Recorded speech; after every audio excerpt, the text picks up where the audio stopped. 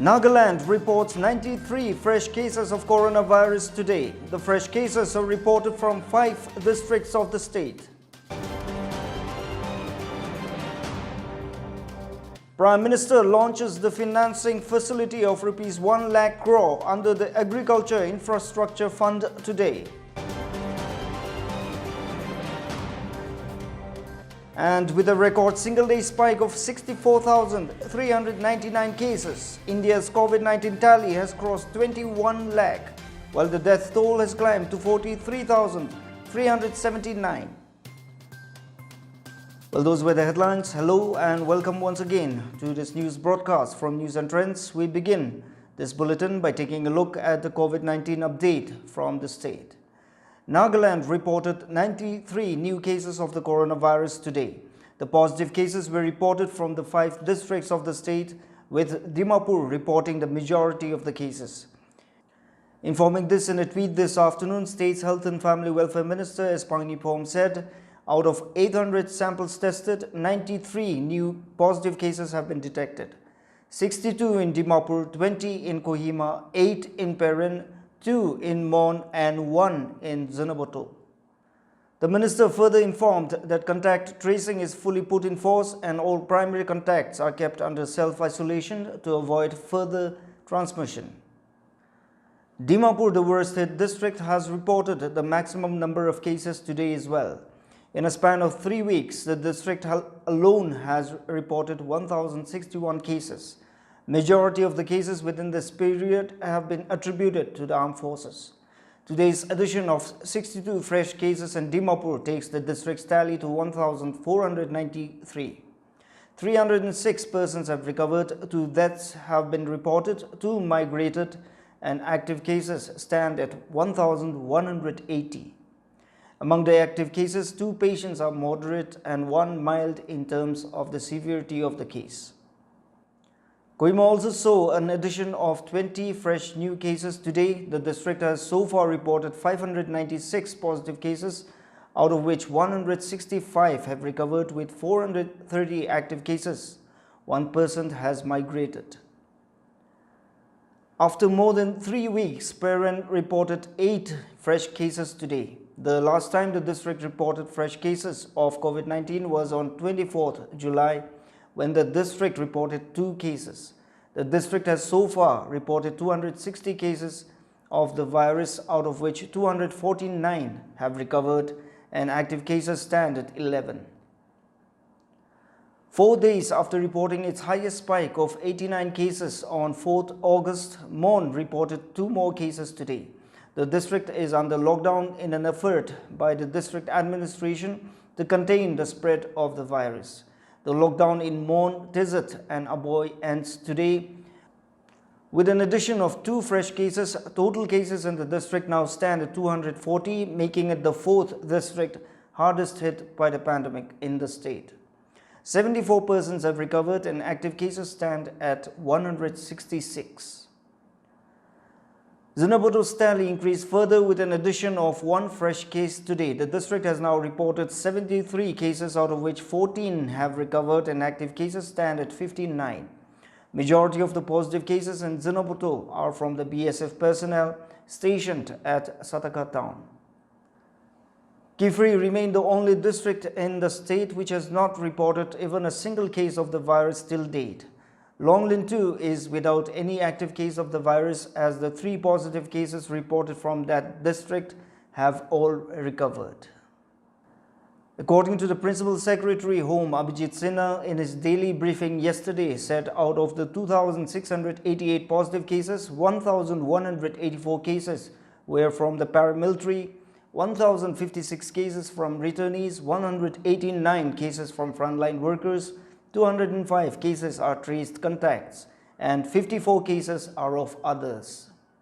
According to the Department of Health and Family Welfare, the state's tally of total positive cases now stand at 2,781. 904 persons have recovered, 8 deaths have been reported from the state, 3 have migrated and active cases now stand at 1,866.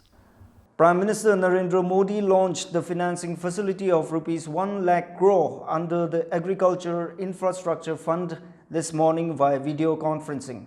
Prime Minister also released the sixth installment of funds of Rs 17,000 crore to 8.5 crore farmers under the PM Kisan scheme.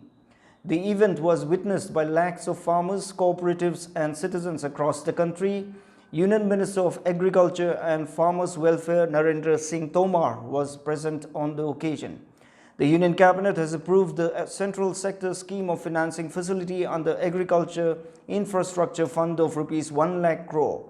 The fund will catalyze the creation of post-harvest management infrastructure and community farming assets such as cold storage, collection centers, processing units, etc. These assets will enable farmers to get greater value for their produce, as they will be able to store and sell at higher prices, reduce wastage, and increase processing and value addition. The beneficiaries of the scheme will include farmers, PACs, marketing cooperative societies, FPOs, SHGs, joint liability groups, multi-purpose cooperative societies, agri-entrepreneurs, startups, and central state agency or local body sponsored public-private partnership projects. The Pradhan Mantri Kisan Samman Nidhi Yojana PM Kisan scheme, launched on 1st December 2018, has provided a direct cash benefit of Rs 75,000 crore to more than 9.9 crore farmers. This has enabled them to fulfill their agricultural requirements and support their families. The rollout and implementation of the PM Kisan scheme has happened at an unparalleled pace, with funds being directly transferred into the Aadhaar authenticated beneficiary's bank account to prevent leakage and increase convenience for farmers. The scheme has also been instrumental in supporting farmers during the COVID-19 pandemic through the release of nearly 22,000 crore to aid the farmers during the lockdown period. Having noticed obstruction of entry and exit of health workers and frontline workers from their wards and colonies for performing duties by some individuals or group of individuals, Deputy Commissioner Dimapur Rajesh Soundarajan in an order informed that support and cooperation from all is required from all ends in the fight against COVID-19. According to a DIPR report, the Deputy Commissioner cautioned any individual or organization issuing unwarranted directives, statement which infringe on individual rights and in violation of government orders will be liable to be punishable under Section 3 of the Epidemic Diseases Act 1897 and Section 188 of the Indian Penal Code. Deputy Commissioner further requested concerned village colony authorities to take cognizance of the same and intervene if such situation arises. With a record single-day spike of 64,399 cases, India's COVID-19 tally has crossed 21 lakh, while the death toll climbed to 43,379 with 861 more fatalities. The Health Ministry said the number of recoveries too surged to 14,80,884. A record 53,879 more people recuperated in the past 24 hours, taking the recovery rate to 68.78%. The case fatality rate has dropped further to 2.01% according to the ministry data. There are 6,28,747 active cases, comprising 29.20% of the total caseload in the country. Maharashtra has reported the highest number of cases, followed by Tamil Nadu, Andhra Pradesh, Karnataka, Delhi, Uttar Pradesh and West Bengal. In the northeast, Assam has reported 57,714 cases of the pathogen. A total of 6,146 cases have been reported in Tripura, 3,635 in Manipur, Arunachal Pradesh 2,117, Meghalaya has reported 1,023 cases, Sikkim 860 and Mizoram has registered 593 infections so far. The overall number of global COVID-19 cases has increased over 19.63 million, while the deaths have topped to more than 7.26 lakhs, according to the Johns Hopkins University. The US accounted for the world's highest number of infections and fatalities at 49.97 lakh and 1.64 lakh respectively. Brazil came in the second place, followed by India, Russia and South Africa. The Directorate of School Education has notified for the information of all concerned that the video lessons telecasted by the Department of School Education, Nagaland, from the month of May 2020 through Doordarshan, YouTube and Facebook will be available at Geo TV under the channel name School Education Nagaland with effect from 10th August 2020. Therefore, interested teachers and parents are advised to encourage students to make use of the telecast so as to enhance their learning experiences during the period of closure of schools caused due to COVID-19 lockdown, a DIPR report informed.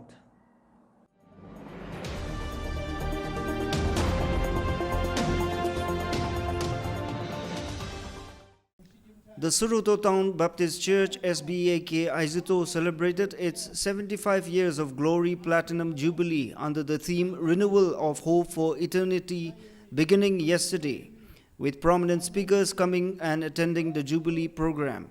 The speakers included Reverend Mulato Chishi, Executive Secretary SBAK Aizito, Hekushe Shiku, President SUMI Nagaland, and Reverend Puheto Shiku, Pastor Yehemi Baptist Church. The speakers dwelt about living together as one and the importance of celebrating Jubilee. Pastors Suruto Town Baptist Church SBAK Aizito Toshevi IA said that Suruto Town Baptist Church was established in the year 1945 and till date the church has achieved many laurels and many prominent leaders have been serving God and its people under this church. He also said that the meaning of Jubilee means coming together, loving each other and forgiving each other, and therefore in this very auspicious day, everyone should be loyal to each other, forgive each other and live together happily. Souvenirs and gifts were also given to the invitees and those leaders who served the church in the past several years, but due to the pandemic, entertainment programs were avoided and the services were held by observing social distancing and other safety protocols such as sanitization of the church premises were also done.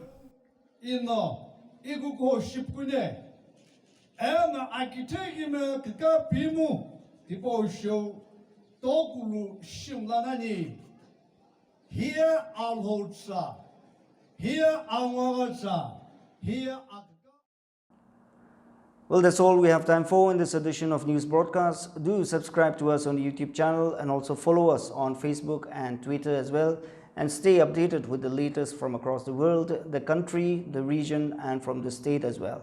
Meanwhile, stay safe, practice safe health hygiene and maintain social distancing wherever you are.